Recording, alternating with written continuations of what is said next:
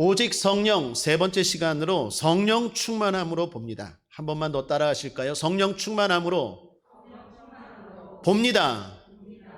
성령 충만함으로 봅니다 라는 제목으로 하나님 말씀 나누겠습니다.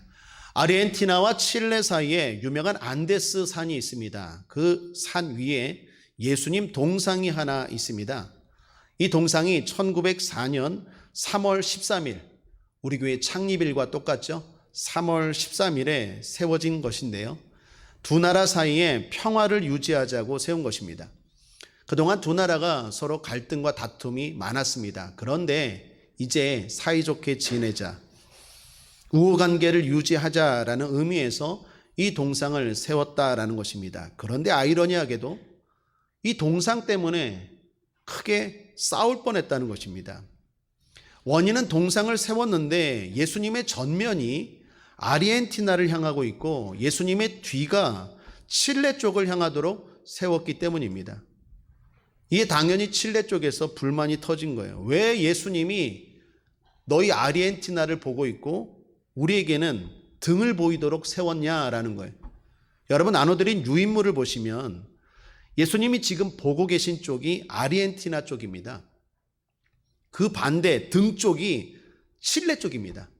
그러니까 칠레 사람들이 예수님 동상을 세운 건 좋은데 하필 예수님의 얼굴이 니들을 바라보고 있고 우리는 예수님 등을 보라는 거냐? 왜 그렇게 세우냐? 바꿔라. 불만이 터진 거예요. 이 감정들이 일파만파 퍼지더니 칠레 사람들 모두가 폭발하기 직전까지 갔습니다. 그런데 난감한 것은 동상은 거의 다 세워진 상태였습니다. 그리고 무엇보다 그것을 바꾼다고 하면 어떨까요? 이제는 아르헨티나 사람들이 또 가만히 있겠습니까? 또 가만히 있지 않겠죠. 참 곤란한 상황입니다. 잘해보자고 한 일이 오히려 싸움이 더 크게 날 상황이 되었다라는 것입니다. 동상을 허물 수도 없고 그렇다고 계속 지을 수도 없는 난감한 상황에 놓였습니다. 그런데 그때 아르헨티나의 한 신문사의 기자가 글을 썼습니다. 그 글 때문에 이 위험한 사태가 지혜롭게 넘어갔다고 합니다. 이렇게 글을 썼대요. 예수님의 얼굴이 아르헨티나를 향하여 서 계신 이유는 아르헨티나가 칠레보다 예수님의 감시가 더 필요하기 때문이다. 무슨 말입니까? 아르헨티나 사람들이 칠레 당신들보다 더 폭력적이고 더 죄성이 많고 그래서 예수님이 축복하려고 보고 있는 게 아니라 이놈들 하고 이렇게 감시하려고 아르헨티나 쪽을 향하여 세웠다라는 거예요. 자세를 낮춘 거죠. 그런데 놀라운 건 그 글을 읽고 칠레 사람들의 마음이 풀어졌다라는 거예요. 그리고 그 일촉즉발에 싸울 수 있는 상황을 지혜롭게 넘어갔다라는 일화입니다. 제가 이 글을 읽고 이런 생각을 했습니다. 태도가 중요하구나. 현실은 똑같습니다. 그런데 어떻게 바라보고 어떻게 생각하느냐, 그게 완전히 상황을 바꾸더라라는 것입니다. 우리가 살다 보면 그럴 때가 있지 않습니까? 사실보다 태도가 더 중요할 때가 있지 않습니까? 문제라는 현실보다 늘 문제로 바라보는 내가 문제 아니에요? 내가 바뀌지 않으면, 내 태도와 내 자세가 바뀌지 않으면 어떤 곳에 살고 무엇을 누릴지라도 늘 불평이고 불만일 것입니다. 그런 의미에서 제가 좋아하는 말씀, 전도서 6장 말씀에 보면 2절에 이런 말씀이 있습니다. 어떤 사람은 그 심령에 모든 소원에 부족함이 없어 재물과 부요와 존귀를 하나님께 받았으나 능히 누리게 하심을 얻지 못하였으므로 다른 사람이 누리나니 이것도 헛되어 악한 병이로다. 부족함이 없어요. 저 권사님, 저 집사님 보면 부족함이 없어요. 하나님이 많이 주셨어요. 다 주셨어요. 그런데 문제는 뭐예요? 누릴 줄을 몰라요. 생각과 태도가 바뀌질 않아요. 그러니까 성경이 뭐라고 말합니까? 악한 병이로다. 혹시 병 걸린 분들 안 계십니까? 태도의 병, 마음의 병, 자세의 병. 그런 의미에서 성도가 된다는 건 뭡니까? 자세가 바뀌는 거예요. 관점이 달라지는 것입니다. 우리가 잘 아는 고린도전서 5장에 보면 성도에 대한 말씀이 있죠. 5장 17절입니다. 함께 읽어보겠습니다. 시작. 그런즉 누구든지 그리스도 안에 있으면 새로운 피조물이라. 이전 것은 지나갔으니 보라 새 것이 되었도다. 저와 여러분 새 것인 줄 믿습니다. 새로운 피조물입니다. 예수를 믿으면 새로운 피조물로 된대요. 그런데 어떤 면에서? 여러분 예수 믿으면 갑자기 힘이 생깁니까? 갑자기 머리가 똑똑해집니까? 예수를 믿으면 새로운 피조물이 되는데 뭐가 달라지셨습니까? 제일 중요한 건 관점이 달라져요. 그래서 고린도전서 5장 17절 그 앞에 16절을 보십시오. 16절 함께 읽겠습니다. 시작. 그러므로 우리가 이제부터는 아무 사람도 육체대로 알지 아니하노라. 비록 우리가 그리스도도 육체대로 알았으나 이제부터는 이같이 알지 아니하노라. 이제부터는 이같이 알지 않노라. 내가 성도가 되기 전에는 보이는 대로만 봤어요. 예수님은 실패자인 줄 알았어요. 십자가에 힘없이 죽으시는 예수님을 믿었던 우리가 잘못된 건 줄 알았어요. 그런데 봤더니 예수님이 구원자였어요. 이제부터는 내가 사람을 보거나 예수님을 보거나 보이는 대로 보지 않겠다라는 거예요. 그게 새로운 피조물 성도라는 거예요. 사람만이 아닙니다. 예수님만이 아닙니다. 사물과 우리 주변에 일어나는 상황도 마찬가지입니다. 그래서 고린도전서 5장 18절을 보십시오. 함께 읽겠습니다. 시작. 모든 것이 하나님께로 났나니. 모든 것이 어디로 났다고요? 하나님께로 났다라는 것을 알게 돼요. 옛날에는요, 내 주변에 일어나는 상황들이 그냥 하나님 없이 그냥 보이는 대로 봤어요. 그런데 내 주변에 일어나는 일들, 상황 속에서 일하시는 하나님을 보게 된다는 거예요. 이게 좋은 예로 요즘 우리 새벽 기도 때 에스라서 말씀 나누지 않았습니까?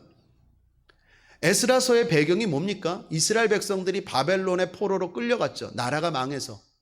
그런데 바사라는 제국이 바벨론을 꺾고 이제 이스라엘은 바벨론의 속국에서 바사라는 속국에 처하게 되죠. 근데 그 바사 제국의 왕이 이스라엘 사람들에게 말합니다. 너희들 나라로 돌아가고 싶은 사람들은 얼마든지 돌아가라. 자유를 줘요. 이게 웬 횡재예요? 어떻게 이런 일이 일어날 수 있어요?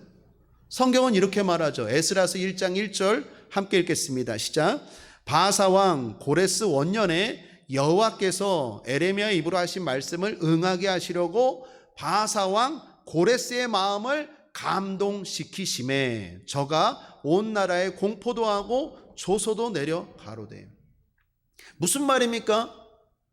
이스라엘 백성들이 해방된 것은 고레스가 아니라, 보이는 건 고레스지만 그 배후에 하나님이 고레스의 마음을 감동시키셨다는 거예요. 사용하셨다는 거예요. 여러분, 세상 사람들은 보이는 고레스만 봐요. 그러나 성도가 되면 그 고레스 왕까지도 다스리는 하나님을 볼 줄 알아요. 그게 성도가 되는 다른 점입니다. 새로운 피조물의 특징이에요. 태도가 달라져요. 관점이 달라져요. 사람을 보든 사물을 보든 내 주변에 일어나는 일들, 환경을 보든. 여러분 느끼지 않습니까? 뭔지 모르겠지만 하나님이 내 삶 가운데 일하심이 느껴지지 않습니까? 순간순간. 이건 도대체 이런 일이 일어날 수가 없는데, 내가 만나는 사람들, 내가 겪는 일들, 그런 가운데 뭔가 하나님의 일하심이 느껴지지 않습니까? 그게 반드시 있어요. 그리고 그걸 볼 줄 아는 사람들이 성도다라는 것입니다. 그리고 성도에게 이걸 가능케 하는 분이 구체적으로 누구이십니까? 성령이십니다. 그래서 성령 충만해야 돼요. 성도가 되어도 여전히 육체가 있어요. 그래서 보이는 것만 보게 돼요. 그런데 성령 충만하면 그 배우의 실체적 진실을 볼 줄 아는 능력이 생긴다라는 것입니다.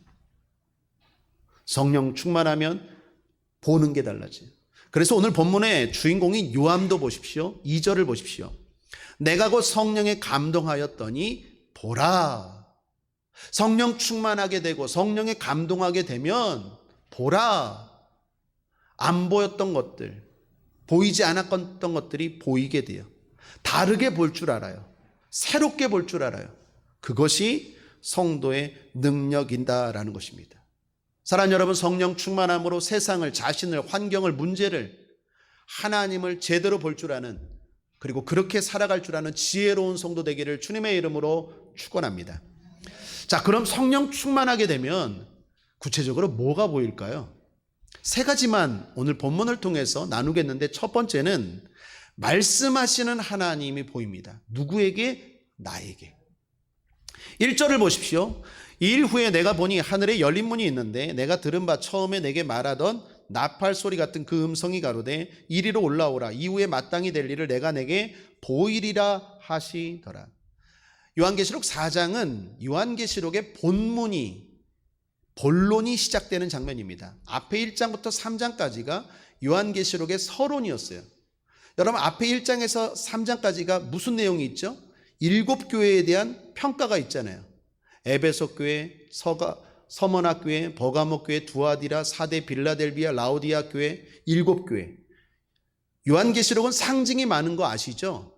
7교회만 평가한 게 아니라 7은 모든 교회와 모든 성도들과 모든 세상을 하나님이 심판하신다는 상징이에요. 메시지예요.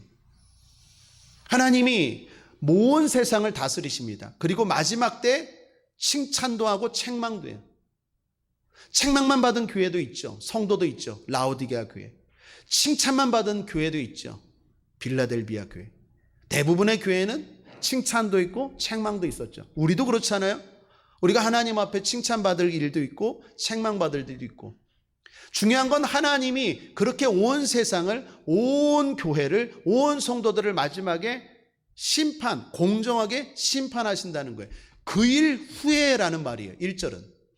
그 일 후에 어떤 일이 있습니까? 그 하나님이 내게 말씀하세요. 이 중간에 어떤 변화가 있습니까? 성령의 감동, 성령 충만하면. 요한이 성령 충만하고 나서 어떤 일이 일어납니까? 내가 들은 바 처음에 내게 말하던 나팔 소리 같은 그 음성이 들리더니 뭐라고 말합니까? 내가 내게 보이리라 하시더라. 여러분, 성령 충만하면 뭐가 보입니까? 나에게 말씀하시는 하나님이 보이기 시작해요. 성령 충만하지 아니하면 하나님이 있대. 그런데 저 멀리 있나 봐. 뭔가 있겠지? 그런데 성령 충만하면 그 하나님이 이제는 내 옆에 나와 함께 나와 동행하는 말씀하시는 하나님으로 친밀하게 느껴져요. 여러분 알다시피 제 인생의 신앙 가운데 가장 큰 터닝 포인트는 98년이었죠. 98년도에 제가 성령 세례 성령 받았어요. 그리고 방언이 터졌어요. 그리고 나서 가장 큰 특징이 뭐냐? 친밀하신 하나님, 인티머시예요. 그 전까지는 하나님이 있는가 봐. 하나님이 세상을 다스리시겠지 머리로만 알았어요. 그런데 하나님의 말씀이 들려지기 시작해요. 성경 말씀이 깨달아지기 시작해요. 설교 말씀이 나에게 하는 말씀처럼 들려져요. 옛날에는요, 그러니까 설교 시간이 졸리는 시간이에요. 아이고 언제 끝나나, 아이고 오늘 목사님 또 흥분하시네, 누가 좀 말려줘요. 졸으려고 하면은 자꾸 소리를 지르시네. 그랬어요 저도. 그런데 성령 받고 나서는 이상하게 그 설교가 남 얘기 같지가 않아요. 나에게 하는 말씀이에요. 내게. 그렇게 들려지기 시작해요. 성경 말씀이 눈에 들어오기 시작해요. 옛날에는 까만 건 글자고 흰 거는 종이네. 읽으면 2장을 못 넘어가요. 왜요? 졸려요. 그래서 부끄럽지만 성경을 베개 삼아 잠자기도 했어요. 주께서 사랑하시는 자에게 잠을 주시는도다. 성경 배고 자면 꿀잠입니다. 그랬던 저였어요. 교회를 다녀도. 그런데 성령 받고 나니까 그게 아니라니까요. 한 주간에 내가 있었던 일에 대해서 분명히 본 것처럼, 마치 본 것처럼 나에게 하나님이 때로는 책망으로, 때로는 위로로 말씀하시더라니까요. 이게 막 꽂히기 시작해요. 들려지기 시작해요. 성령 충만하면요, 저 멀리 계신 하나님이 아니라 내 옆에 계신 하나님으로 다가와요. 내가 내게 보이리라. 뭘? 1절에 보시면 이후에 마땅히 될 일이래요. 여러분, 마땅히 될 일이라는 말은 두 가지 특징이 있습니다. 하나는 확실성과 두 번째는 당위성이에요. 확실성, 마지막에 마땅히 일어날 일이에요. 확실히 일어난다는 거예요. 두 번째는 그건 누구도 부인할 수 없는 당연한 일이라는 거예요. 성령 충만하면요, 오늘 나에게 하시는 말씀이 들려질 뿐만 아니라 마지막이 믿어져요. 옛날에는요, 천국이 있다, 지옥이 있다, 그러면 그냥 있는가 보다 라고 생각했는데 성령 충만하니까 진짜 마지막이 있음이 믿어져요. 마땅히 하나님이 심판하시고 칭찬도 하시고 책망도 한다는 것들이 깨달아져요. 믿어지더라라는 것입니다. 그러므로 사랑하는 여러분, 성령 충만한 저와 여러분 되기를 바랍니다. 두 번째로, 성령 충만하면 하나님이 온 세상을 다스리고 있다는 것을 알게 돼요. 오늘 2절 말씀 함께 읽겠습니다. 시작. 내가 곧 성령에 감동하였더니 보라, 하늘에 보좌를 베풀었고 그 보좌 위에 앉으신 이가 있는데. 자, 성령 충만하니까 어디를 봅니까? 하늘을 봐요. 하늘을 봤더니 열린 문이에요. 열려지는 문이 아니라 이미 열린 문이에요. 여러분 기억하십시오. 항상 하늘은 열려 있어요. 사방이 막혔습니까? 답이 없습니까? 여러분 가정을 생각할 때, 여러분 질병을 생각할 때, 여러분 자녀를 생각할 때 답이 없습니까? 하늘을 보세요. 하늘은 항상 열려 있어요. 열린 문이에요. 요한이 성령 충만하니까 어디를 봅니까? 하늘을 봐요. 하늘을. 하늘의 시각으로 땅을 보는 거예요. 하늘의 관점이 생겨요. 옛날에는요, 그냥 땅만 바라봤어요. 땅만. 땅의 문제를 해결하기 위해서 땅만 바라봤어요. 땅의 사람들, 땅의 일들. 그런데 성령 충만하니까 하나님, 하늘을 보게 돼요. 하늘을 봤더니 하늘이 열려 있어요. 닫힌 게 아니에요. 늘 열려 있었던 거예요. 하나님은 늘 열려 있어요. 나를 도와주기 위해서 늘 준비하고 계셨어요. 거길 봤더니 뭐가 보여요? 보좌가 보여요. 보좌라는 헬라어가 드로노스라는 뜻입니다. 드로노스가 무슨 뜻이냐? 통치하다, 다스리다예요. 하늘을 봤는데 보좌가 보였어요. 요한이 깨달은 거예요. 거기서 통치하시는구나 라는 걸 깨달은 거예요. 하나님이 이 세상을 다스리는구나 라는 걸 보게 된 거예요. 거기에 예수님이 앉아 계셨어요. 여러분 성령 충만하면 어떤 변화가 있습니까? 어떤 걸 보게 됩니까? 어떤 걸 알게 됩니까? 하나님이 이 세상을 다스리고 있다는 것이 믿어져요. 깨달아져요. 그리고 나선 어떤 변화가 있을까요? 당연히 그 하나님을 의지하는 행동이 따라오겠죠. 하나님을 다스리는 걸 알아요. 하나님이 모든 것들을 다스리고 권세와 능력이 있음을 알아요. 그러면 그냥 끝납니까? 아니죠. 그 하나님을 의지하게 된다라는 것입니다. 사랑하는 여러분, 성령 충만함으로 하나님을 의지할 수 있게 되길 바랍니다. 그 전에는요, 날마다 사람들만 바라봤어요. 나를 도와줄 사람이 누군가. 그래서 날마다 백 찾아다녀요. 백 찾아다녀요. 이 사람을 백으로 삼고 저 사람을 백으로 삼고, 그래서 죽을 때도 백 하고 죽어요. 맨날 백이요, 백. 나를 도와줄 사람이 누군가. 그런데 성령 충만하면 어떻게 해요? 하나님이 날 도와줄 수 있는 분이고 그 하나님만이 나의 능력이심을 깨닫게 돼요. 옛날에는요, 분주하게 뛰어다녔어요. 왜요? 살아야 되니까, 성공해야 되니까. 그런데 성령 충만하면 이제 앉게 돼요. 왜요? 하나님, 기도줄이 가장 강력한 줄임을 깨닫게 돼요. 하나님을 바라보게 됩니다. 성령 충만함으로 살아가는 여러분 삶에 열려있는 하나님의 도우심을 경험하게 되길 바랍니다. 사방으로 막혀 있습니까? 답답합니까? 해결책이 안 보여요? 하늘은 늘 열려 있어요. 하나님은 여러분을 늘 도와주기를 원하시는 줄 믿습니다. 그 하나님을 붙잡으시기를 주님의 이름으로 축원합니다. 아멘. 그런 믿음을 가지고 찬송 한 장 드리죠. 예수는 나의 힘이요. 찬송하겠습니다. 고백하는 마음으로 찬송합니다. 예수는 나의 힘이요 내 생명 되시니 구주 예수 떠나가면 죄 중에 아치리 눈물이 흘러가리고 내 맘에 근심사 누구십니까? 위로하고 힘 주시니 주 예수. 아멘. 예수는 나의 힘이요 내 친구 되시니 그 은혜를 간구하면 풍성히 받으리 햇빛과 비를 주시니 추수할 곳이 누구십니까?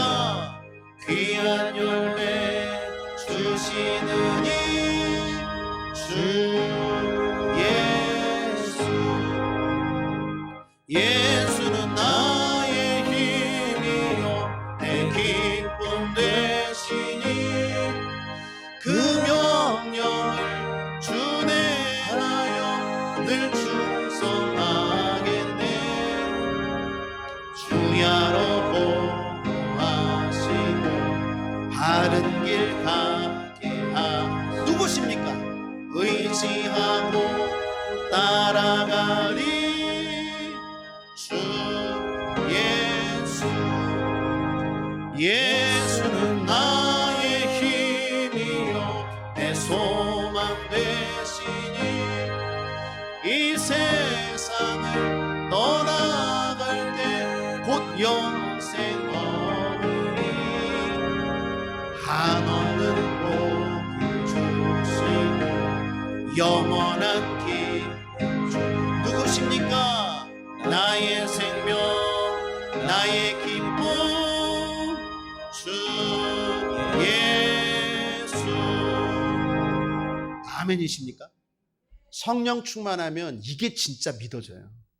그래서 땅만 바라보고 여기저기 기웃거리고 분주하게 어리석게 시간 낭비하고 뛰어다니지 않고 하나님 앞에 엎드릴 줄 알아요. 의지할 줄 알아요. 마지막 세 번째, 성령 충만하면요 천국의 존재와 영광을 경험하게 됩니다. 3절을 보십시오. 하늘을 봤어요. 보좌에 앉으신 분을 봤어요. 그 모양이 나옵니다. 3절 함께 읽죠. 시작. 앉으신 이의 모양이 벽옥과 홍보석 같고 또 무지개가 있어 보좌에 둘렸는데 그 모양이 녹보석 같더라. 여기 보석이 나옵니다. 벽옥, 홍보석, 녹보석. 흔히 신학자들이 말하기를 이 보석들은 천국의 영광, 주님을 가리킨다라고 말합니다. 그러면서 이런 추측들을 내놓아요. 벽옥은요 그 수정처럼 맑은 보석입니다. 그래서 학자들이 말하기를 주님의 거룩과 영광을 상징한다라는 거예요. 홍보석은요 붉은 빛이 나는 보석입니다. 그래서 주님의 진노와 심판을 상징한다고 말해요. 그 배경이 되는 녹보석은요 그 무지갯빛이 나는 보석입니다. 여러분 노아 홍수 이후에 무지개를 하나님이 허락하셨죠. 그 무지개가 왜 생깁니까? 비가 오고 나면 무지개가 왜 생깁니까? 하나님이 내가 다시는 물로 심판을 하지 않으리라 라는 하나님의 자비로운 약속이에요. 그게 무지개죠. 그러니까 녹보석은 하나님의 자비를 상징한다라는 거예요. 그래서 결국 이 보석들은 천국의 영광과 주님의 영광을 보여주고 있다라는 거예요. 그런데 잘 들으셔야 돼요. 학자들이 중요한 이야기를 하나 합니다. 그건 추측일 뿐이라는 거예요. 여러분, 그런 이야기에 너무 미혹되지 마십시오. 여기서 정말 중요한 건 뭡니까? 같고 같더라입니다. 한번 따라하겠습니다. 같고 같더라. 이건 요한이 본 천국이에요. 요한이 천국을 보고 나서 이게 도대체 어떻게 설명할 수가 없어요. 그래서 자기 수준에서 설명한 게 벼곡이고 홍보석이고 녹보석이지, 천국이 실제로 뭐 벼곡이고 홍보석이고 녹보석이지 않아요. 천국은 우리의 언어로 설명할 수가 없어요. 여러분, 가끔 선셋이나 일출이나 일몰 보면 도대체 이게 어떤 색깔인지 이게 말로 형용할 수 없는 그런 빛깔들을 보지 않습니까? 실제로 우리가 눈으로 보는 색이요, 진짜 색보다 한정이 됐대요. 진짜 색은요, 우리가 보는 색 분별보다 훨씬 더 많대요. 하물며 천국을요, 이 땅의 언어로 설명할 수 있습니까? 없어요. 그래서 지금 요한이 뭐요? 같고 같더라. 내가 천국을 봤는데 그런 것 같더라, 그런 것 같더라예요. 그게 중요한 게 아니에요. 여러분, 가끔 천국을 갔다 왔다 하는 사람들이 천국에 대해서 말을 합니다. 거기에 너무 선동되지 마세요. 그게 중요한 게 아니에요. 실제로요, 바울은 천국을 봤습니까? 안 봤습니까? 봤어요. 그런데 성경 어디에도 천국은 이렇더라라고 바울이 기록한 데가 없어요. 우리 같으면 천국을 봤으면 바울이 성경 13권을 썼는데 거기에 천국은 이렇다, 문은 이렇고 거기에 누가 앉아있고 어떻게 되더라라고 썼을 것 같은데, 바울은 3층 천국을 갔다 왔지만 천국에 대한 기록이 없어요. 왜 그럴까요? 그건 중요한 게 아니기 때문이에요. 그럼 뭐가 중요한데요? 천국은 진짜 있다. 그리고 거기는 영광스러운 곳이다예요. 한번 따라하겠습니다. 천국은 분명히 있다. 그리고 영광스러운 곳이다. 이게 중요한 거예요. 천국에 대해서 뭐 자세한 묘사, 설명이 중요한 게 아니에요. 천국에서 중요한 건 분명히 있다. 그리고 영광스러운 곳이다. 그 다음에 정말 중요한 건 그 천국에 예수님만 있는 게 아니에요. 누가 있습니까? 4절을 보세요. 함께 읽겠습니다. 시작. 또 보좌에 둘려 24 보좌들이 있고 그 보좌들 위에 24 장로들이 흰옷을 입고 머리에 금면류관을 쓰고 앉았더라. 보좌가 또 있어요. 예수님의 보좌가 있고 그 주변에 24개의 보좌가 있어요. 보좌에 사람들이 앉아 있어요. 몇 명이 앉아 있습니까? 24명이 앉아 있어요. 여러분, 24명은 뭘 상징할까요? 상징이 많아요. 그냥 문자대로 보는 게 아니에요. 요한계시록은 24 장로들은 이 땅에서 믿음으로 산 사람들이에요. 끝까지 믿음으로 산 사람들이에요. 한번 신앙 고백합니다. 나와 우리 성도들이다. 믿습니까? 우리 끝까지 믿음으로 산 사람들이에요. 그럼 왜 24 장로로 표현했을까요? 여러분, 구약의 이스라엘 백성들, 하나님이 택한 백성들이 몇 지파? 12지파. 신약의 예수님의 제자, 사도들이 몇 명? 12명이죠. 구약의 제사장의 반열이 24 반열이죠. 다시 말하면 구약과 신약, 온 세상을 통틀어 믿음으로 산 사람들을 대표하는 거예요. 이해가 되십니까? 자, 믿음으로 산 사람들이 거기에 앉아 있는 거예요. 주님과 함께 앉아 있어요. 그런데 어떻게 앉아 있습니까? 흰 옷을 입고 앉아 있대요. 옷은 신분을 말해요.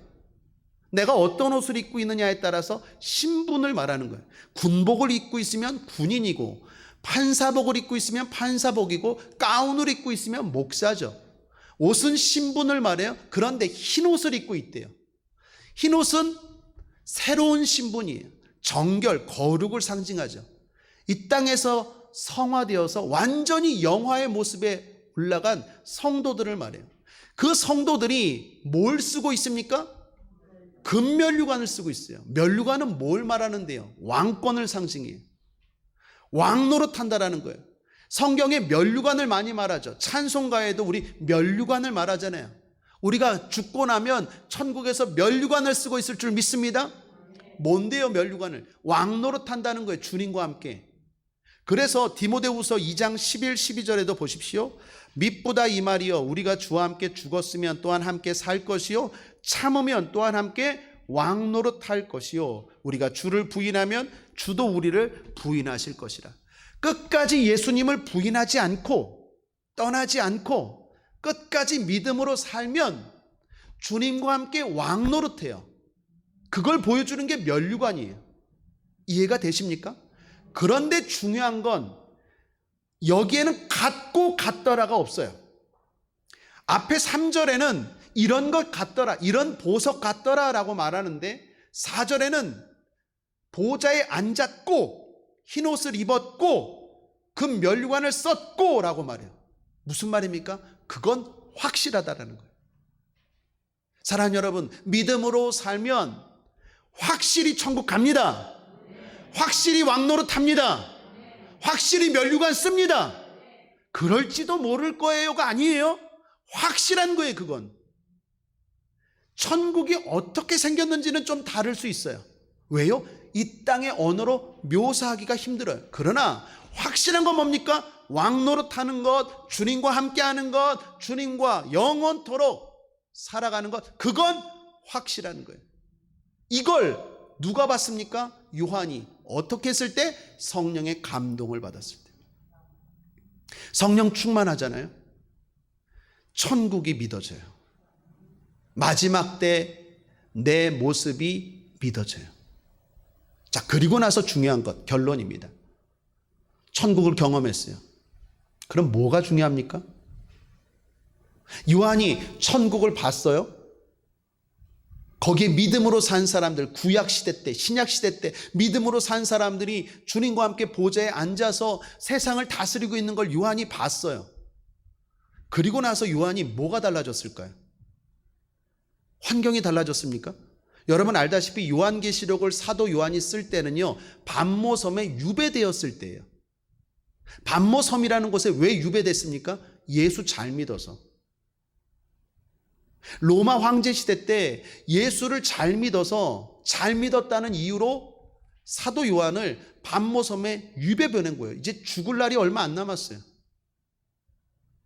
그런데 요한이 성령 충만함으로 천국을 봤어요.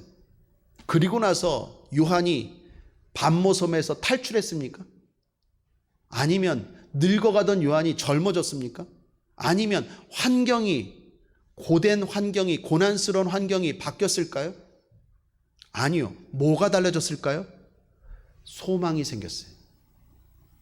다시 말하면 내가 이렇게 사는 것이 헛되지 않구나.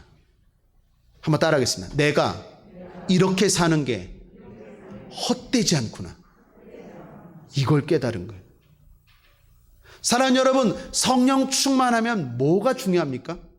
성령 충만하면 물론 능력이 나타납니다. 그래서 질병이 치료되기도 하고 문제가 해결되기도 하고 귀신이 떠나가기도 합니다. 그런데 진짜 성령 충만하면 뭐가 중요합니까?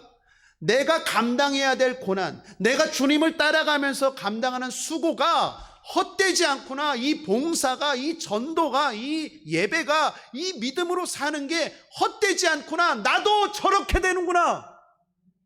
소망이 생겨요. 성령 충만하지 아니하면 예수 안 믿는 자들의 형통, 잘 사는 사람들의 부요함, 미꾸라지처럼 싹싹 빼나가갖고 땅이 어디가 올라가고 아파트 값이 어디가 올라가고 그런 정보들 알고 그런 소스들 빼내서 그렇게 부요를 챙기고 그렇게 권력을 누리는 사람들이 부러웠어요.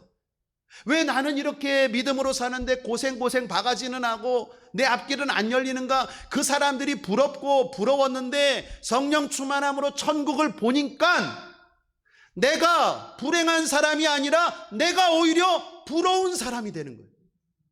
저 사람들이 부러운 사람이 아니라 저 사람들이 불쌍한 사람들인 거예요. 그걸 요한이 깨달은 거예요. 이건 바울도 마찬가지예요. 바울이 천국을 봤습니다. 그리고 나서 바울의 고생스러운 환경이 바뀌었습니까? 아니요. 여전히 고생이 많았어요. 교회를 짓고 복음을 전하는데 여러 가지 핍박도 있었고 누명도 쓰고 때로는 답답한 일도 생기고 억울한 일도 생기고 모함도 당하고 때로는 감옥에 가기도 하고. 그런데 천국을 보고 나서 뭐가 달라졌을까요? 생각이 달라졌어요. 태도가 달라졌어요. 바울이 이렇게 말합니다. 디모데후서 4장을 보십시오. 4장 7절 8절 함께 읽겠습니다. 시작. 내가 선한 싸움을 싸우고 나의 달려갈 길을 마치고 믿음을 지켰으니 이제 후로는 나를 위하여 의의 면류관이 예비되었으므로 주곧 의로우신 재판장이 그날에 내게 주실 것이니 내게만 아니라 주의 나타나심을 사모하는 모든 자에게니라. 이건 빈말이 아니에요. 이건 확실한 고백이었어요. 그리고 바울은 어떻게 했을까요? 당당하게 그 믿음의 길을 걸어가요. 감당해야 될 그 고난을 피하지 않아요. 여러분, 우리의 삶 가운데 감당할 일이 있어요. 하나님이 더 좋은 것들을 주기 위해서 원하는 수고가 있어요. 그래서 여러분, 성령 충만하면 따라하겠습니다. 바꾼다. 환경을 바꾸든지 나를 바꾸든지. 성령 충만하면요, 둘 중에 하나예요. 불필요한 환경을 바꿔버리든지 아니면 내 태도를 바꿔요. 대부분 내 태도를 바뀌어요. 왜요? 믿음으로 잘 사는 사람들은요, 환경을 안 바꿔요. 그 사람의 생각을 바꿔요. 왜 그럴까요? 그걸 엄청난 상과 복이 기다리고 있기 때문에. 근데 믿음이 연약한 사람일수록 환경을 바꿔줘요. 왜요? 안 바꾸면 세상으로 가니까. 믿음의 길을 걸어가는 사람들, 믿음 생활 잘하는 사람들, 잘 봉사하고 지금 하나님의 뜻대로 살아가는 사람들은요, 열심히 기도해도 환경을 잘 안 바꿔요. 왜 그럴까요? 지금 잘 가고 있거든요. 그거 하나하나가 엄청난 축복의 포인트예요. 그래서 어떻게 해요? 환경을 바꾸게 아니라 그 사람의 마음을 바꿔요. 좀만 인내해라. 자, 봐라. 네가 누릴 영광이야. 네가 누릴 상급이야. 네가 누릴 복이야. 근데 믿음이 연약한 사람들은 자꾸 기도해도 안 되니까 환경을 바꿔주는 거예요. 우리 국제한문교회 성도들은 어찌됐건 바뀌어지길 바랍니다. 바울이 그렇게 고백할 뿐만 아니라 우리 성도들에게도, 우리에게도 이렇게 말합니다. 고린도전서 15장 58절 함께 읽겠습니다. 시작. 그러므로 내 사랑하는 형제들아, 견고하며 흔들리지 말며 항상 주의 일에 더욱 힘쓰는 자들이 되라.